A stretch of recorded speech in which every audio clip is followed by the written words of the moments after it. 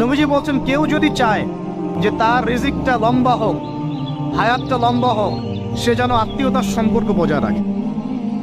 আত্মীয়তার সম্পর্ক এখন আস্তে আস্তে নষ্ট হয়ে যাচ্ছে না? খেয়াল করে দেখেন, আত্মীয়তার সম্পর্ক আপনি বজায় রাখবেন।